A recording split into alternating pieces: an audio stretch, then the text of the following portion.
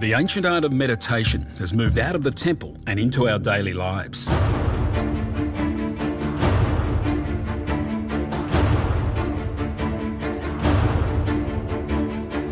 It's practiced by top-class athletes, even taught in some of the most powerful corporations in the world. You don't have to be Buddhist to meditate. You just have to be a person with a functioning mind. New discoveries in science suggest it may indeed have benefits. 8%, that's enormous. Boost memory and treat depression. I decided I was well enough to come off the medication. And meditation may even slow the aging process. The studies are very promising. They actually do suggest there are benefits. From brain scans to blood tests, from the psychological to the biological. Depends what your definition of pain is. I'm going to investigate the hard evidence to see if meditation lives up to the hype. And I'm going to put my own brain to the test and undertake 8 weeks of mindfulness meditation. Will it make me less stressed? Will it improve my memory? I did better at that. Will it change the structure of my brain?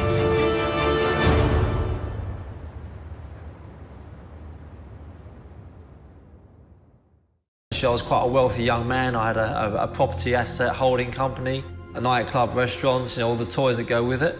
You would have looked at me as being quite a successful entrepreneur unless you knew what I do for a living. In 2004, he was arrested in South America and sentenced to prison there. It's probably one of the worst places you could ever imagine in your entire life. It was poor, it was broken, it was corrupt. You're anxious about absolutely everything. You're anxious about staying alive, about where your next plate of food's going to come from, if you've got any money, if you haven't got any money, if you're going to get raped, killed. A year into his sentence, Nick was shown a book by his cellmate. I asked him what he had, and he says, I've got a book on yoga. So obviously at the time I said, you must be some sort of weirdo. Soon he was hooked and began practicing yoga and meditation every day. It was the sitting practice and the yogic practice that helped me to, find some kind of serenity in there. Nick transformed his life. I have a very happy life, extremely humble. I have a lot of amazing clients that I teach. So, the last 5 years has been completely transformational. Like Nick, I guess, I'd never really contemplated whether meditation could do anything for me. But the more I hear about the research, the more keen I am to see whether it has any effect. So, I'm going to try it myself for 2 months. Step 1, learning how it's done.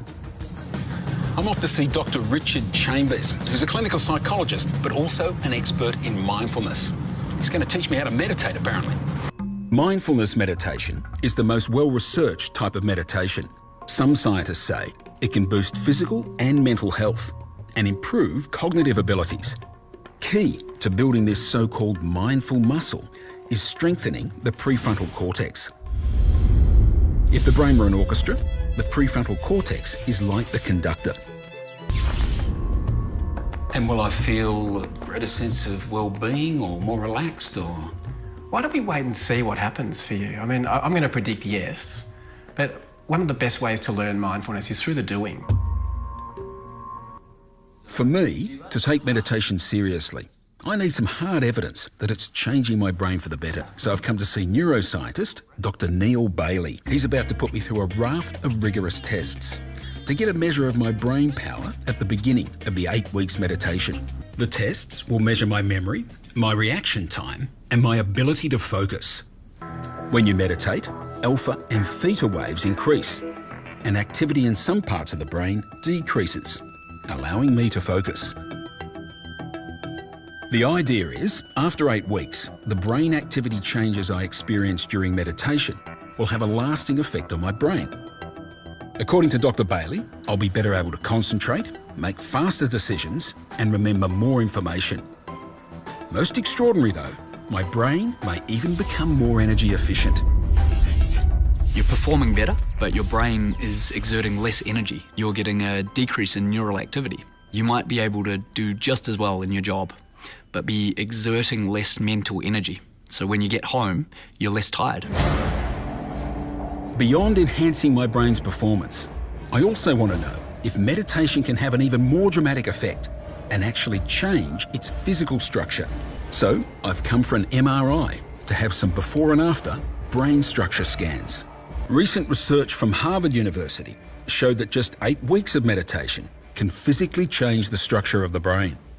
Everything we do affects the brain. So any skill we learn, anything we practice will change the way our brain is structured. So over time, if you're repeating a practice, for example, mindfulness, it's going to strengthen certain connections in the brain and change the grey matter, for example, volumes of the brain. Grey matter is the darker tissue of the brain, where most of the nerve cell bodies are. The Harvard research found that grey matter increased in key areas such as the hippocampus, prefrontal cortex and temporoparietal junction. And these are parts of the brain that help us to remember, to focus, to learn, to inhibit impulses and regulate our emotions. I have to wait 8 weeks to find out my results. I'd better start meditating.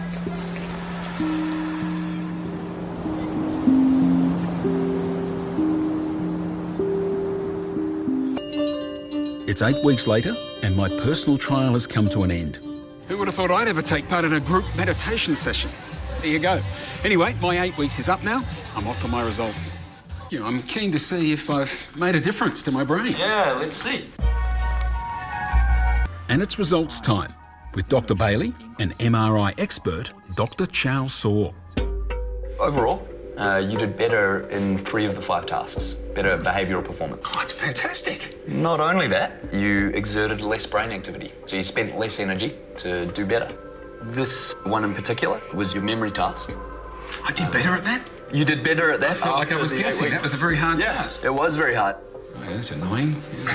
It was actually one where we were distracting you with that tiny electrical shock. I remember it well. At the same time as you were trying to remember stuff. It feels like it's easier for me to intervene if my brain's doing something I don't want it to do. Yeah, that's cool. And that's actually a really interesting point for this next slide. Your reaction time to unexpected events. You cut your reaction time by 400 milliseconds. Really? It's almost half a second. Yeah.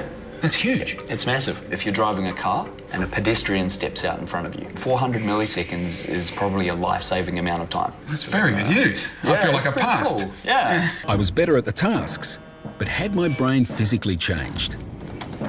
So what did my brain scan results show? All right, let's start with the structure changing at the 3 brain regions that's been reported before.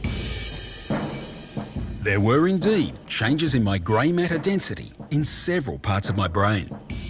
They're big changes in the scheme of things. Yes, that's very interesting finding, yeah. The most dramatic change was in a part of my hippocampus known as the dentate gyrus, where new brain cells are produced in adults. 22.8% It's increase. enormous. Yeah, it's huge. That's really large. And that means something's definitely going on. You've got what we call neurogenesis happening. In other words, new brain cells were growing. And there's more. My hippocampus is also exerting more control over something called the default mode network, which is associated with anxiety. These changes are not usually seen in someone my age.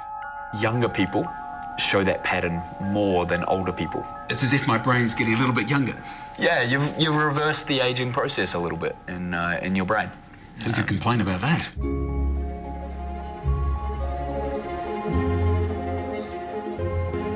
Now, sure, my personal experience is not a proper scientific study, so we can't say for sure these brain changes were the direct result of meditation. But hey, I'm impressed and certainly feeling happy with my younger, heavier brain.